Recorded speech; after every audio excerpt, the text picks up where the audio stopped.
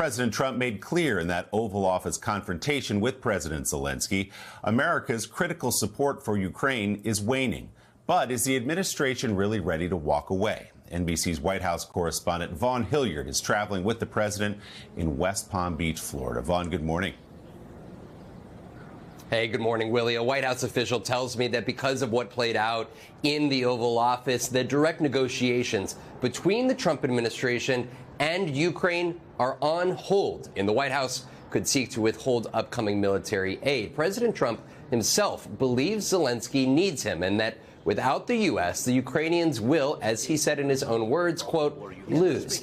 Zelenskyy expressed skepticism in the meeting about the president's diplomatic negotiations with Vladimir Putin so far, saying that Ukraine had made deals with Russia before, but they were repeatedly violated. Now, Trump dismissed that line of questioning and said in order to restart negotiations that Zelenskyy has to say, quote, I want to make peace with Russia and refrain from saying negative things about Putin. Then there are, of course, the Ukrainian minerals in play, too. The White House thought that Zelenskyy would sign an agreement that would give the U.S. rights to potentially hundreds of billions of dollars worth of the country's mineral deposits, something that the Trump administration has said would help compensate them for the country's financial assistance so far.